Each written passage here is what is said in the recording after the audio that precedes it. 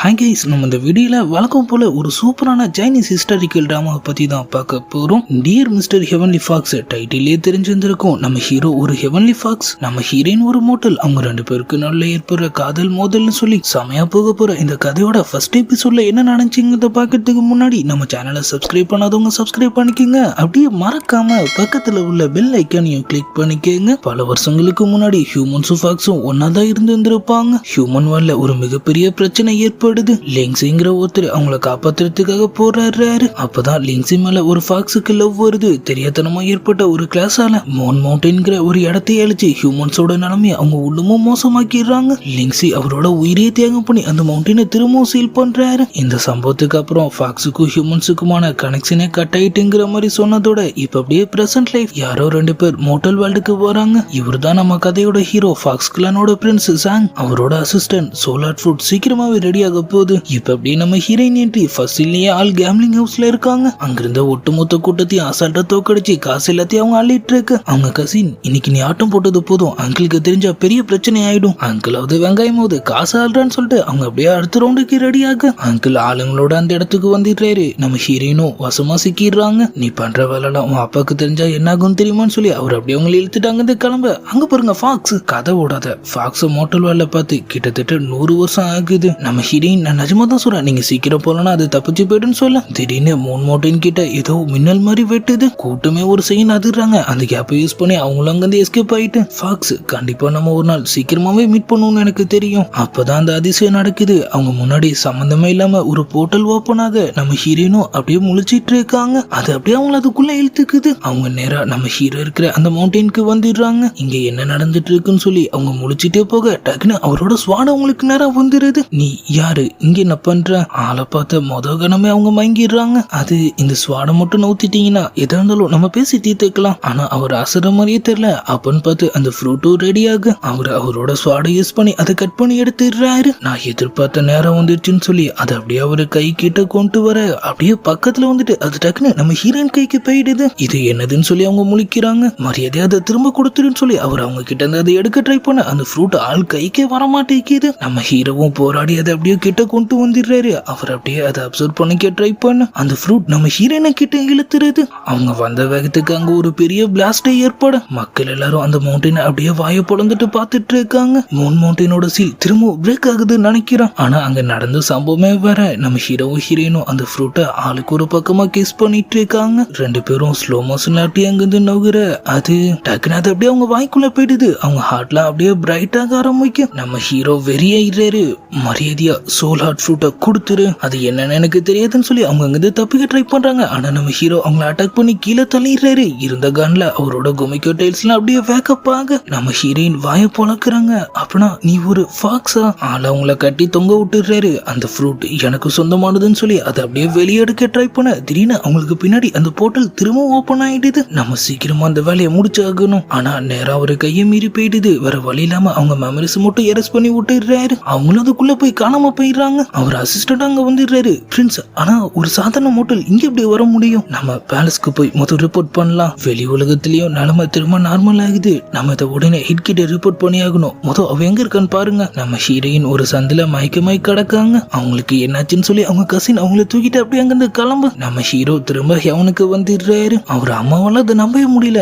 அது எப்படி ஒரு சாதாரண மோட்டலால ஹார்ட் சோல் ஃப்ரூட்டை உங்ககிட்ட இருந்து எடுக்க முடியும்? அங்கிருந்த ஒரு எல்டர், அதுல அவன் தப்பு எதுவும் இல்ல. ஒருவேளை அவன் நம்ம நினைக்கிற மாதிரி சாதனால இல்லாம இருக்கலாம். அவங்களுக்கு லைட்டா படைப்படைப்பா இருக்கு. என்ன நடந்துச்சுங்கிறத கிராண்ட் மதர் பாக்கட்டும்னு சொல்லிட்டு இது ஒரு டிஸ்கை யூஸ் பண்ணி பாஸ்ட பாக்குறாங்க. அவங்க சாக்கு இன்னும் அதிகமாயிடுது. அவ உன்னோட ஹார்ட் சோலை சாப்பிட்டுட்டான். கண்டிப்பா அவ ஒரு நார்மலான ஹியூமனா இருக்க வாய்ப்பே இல்ல. நீ அதை உடனே எடுத்தாகணும்னு அவங்க சொல்றாங்க. அவர் அசிஸ்டண்டும் இது எல்லாமே என்னோட தப்பு தான் சொல்ல. அது இப்ப முக்கியம் இல்ல. அந்த ஹார்ட் சோல் திரும்ப உடனே இவனுக்கு சொந்தமாய் ஆகணும். அதுவும் 7 நாளுக்குள்ள. அப்படி இல்லைன்னா அதை எடுக்கிறது ரொம்பவே கஷ்டமாயிடும். நம்ம ஹீரோ அப்ப நான் உடனே கிளம்புறேன்னு சொல்ல சாங் ஜாக்கிரதையா இரு, அவ ஒருவேளை நம்மளோட பழைய எதிரியா கூட இருக்கலாம். இப்ப அப்படியே மோட்டல் வேர்ல்டு நம்ம ஹீரோயினோட அப்பா அவங்களுக்கு என்னாச்சுன்னு செக் பண்ணி பார்த்துட்டு இருக்காரு. அவரால் நம்பவே முடியல. அவர் நம்ம ஹீரோயினோட பவர்ஸ் எல்லாத்தையும் எப்பவோ சீல் பண்ணி இருந்திருப்பாரு. ஆனா இப்ப ஸ்பிரிச்சுவல் பவர்ஸ் அவங்களுக்குள்ள ஃப்ளோ ஆயிட்டு இருக்கு. இது எப்படி நடந்துச்சுன்னு சொல்லி அவர் முழிச்சிட்டு இருக்க அவங்களும் டக்குனு கண் முழிச்சிடுறாங்க. ஆனா அவங்களுக்கு நடந்த எதுவுமே ஞாபகம் இல்ல.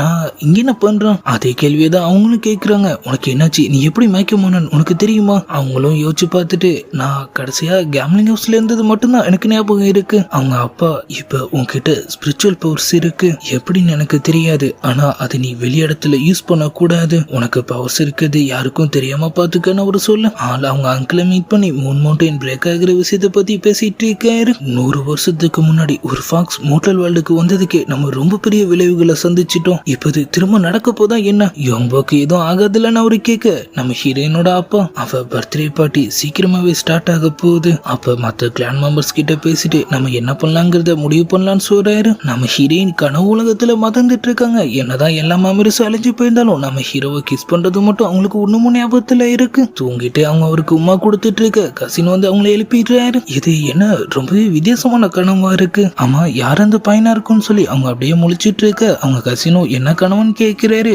அதெல்லாம் புரிஞ்சுக்க உனக்கு வயசு பத்தாது. ஏங்கோ எனக்கு ஒரு சந்தேகம், உண்மையிலேயே நீ மயக்கமக்கிறதுக்கு முன்னாடி என்ன நடந்துச்சுன்னு உனக்கு ஞாபகம் இல்லையா என்ன? நம்ம ஹீரோயினும் ஆமான்னு சொல்றாங்க.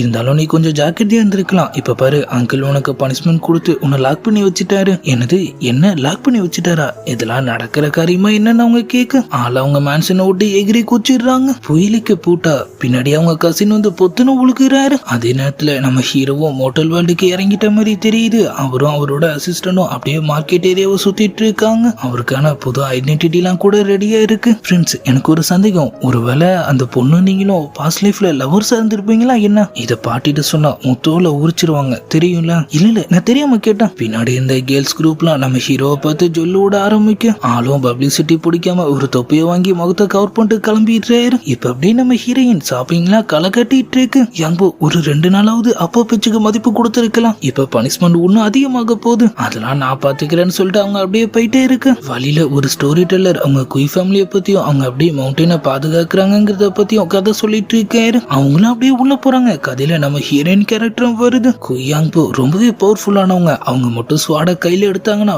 100 பேர் வந்தா கூட அவங்கள தோக்கடிக்க முடியாது. யோ என்னையா கதை விட்டுட்டு இருக்க, அவ சரியான டம்மி பேசுன்னு இங்க இருக்கிற எல்லாருக்குமே தெரியும். அவனுங்க அப்படியே அவங்கள கலாய்க்க ஆரம்பிக்க நம்ம கசின் அவன் சொல்றதெல்லாம் காதுல வாங்காத. ஸ்டோரி டெல்லர் குங்யாங்போ உண்மையிலேயே ஒரு சூப்பர் ஹீரோயின் தான். 4 வருஷத்துக்கு முன்னாடி நடந்த ஒரு சம்பவம் தான் அவங்க லைஃபையே மாத்திருச்சு. அவங்க கசினும் ஆமா உண்மையிலேயே 4 வருஷத்துக்கு முன்னாடி அப்படி என்னதான் நடந்துச்சு, நீ ஏன் இப்படி மாறிட்டேன்னு கேட்க. ஏன் எனக்கு என்ன, நான் ஜாலியா கேம்லிங் எல்லாம் விளையாண்டு ஊரை சுத்திட்டு எனக்கு பிடிச்ச மாதிரி தானே என் லைஃபை வாழ்ந்துட்டு இருக்கேன் அப்படின்னு பார்த்து சூக்கின்னு சொல்லி ஒருத்தவங்க அங்க வராங்க. நீங்க என்னதான் கதை சொன்னாலும் அவ எனக்கு சமமானவ கிடையாது. நம்ம ஹீரோயினும் அங்கதான் உட்கார்ந்துட்டு இருக்காங்க. அவங்க 2 பேருக்கும் சுத்தமா ஆகாது போல.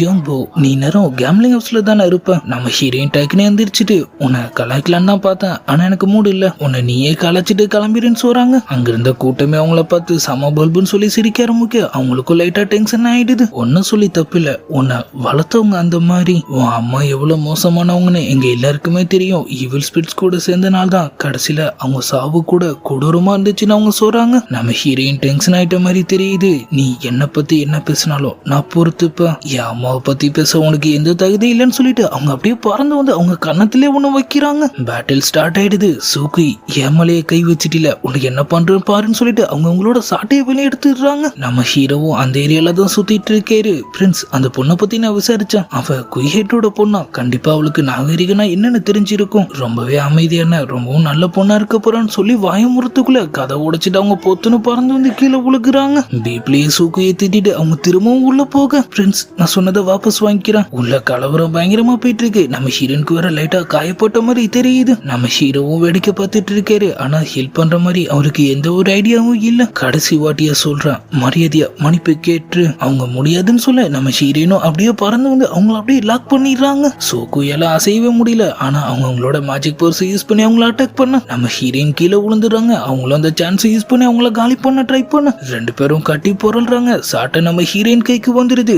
மரியாதையா மன்னிப்பு கேளு. அவங்களும் வர வழி இல்லாம என்ன மன்னிச்சிரு. நம்ம யாங்போ கெத்தாங்க இருந்து கிளம்ப அவங்க போக விட்டு பின்னாடி அவங்கள அட்டாக் பண்ணிடுறாங்க. நம்ம ஹீரோ களத்துல இறங்கிடுறாரு. அவங்கள காப்பாத்திட்டு ஆள் அப்படியே வெளியே போக பூக்கூட எல்லாம் தட்டி விட்டு ஃபைட் சீனா அப்படியே ரொமான்ஸ் சீனா மாத்திடுறாங்க. நம்ம ஹீரோயினும் அவர் அப்படியே வச்சு கண்ணு வாங்காம பார்த்துட்டு இருக்கிற மாதிரி காமிச்சதோட அப்படியே எபிசோட் 1 முடியுது. கண்டிப்பா ஃபர்ஸ்ட் எபிசோட எல்லாரும் என்ஜாய் பண்ணிருப்பீங்கன்னு நினைக்கிறேன். அது உண்மைனா மறக்காம அதை கமெண்ட்ல சொல்லிடுங்க. நம்ம சேனலை சப்ஸ்கிரைப் பண்ணாதவங்க சப்ஸ்கிரைப் பண்ணிக்கோங்க. இதுக்கப்புறம் என்ன நடந்துச்சுங்கிறதெல்லாம் நம்ம நாளைக்கான வீடியோவை பார்த்து தெரிஞ்சுக்கலாம். அது வரைக்கும் குட் பை.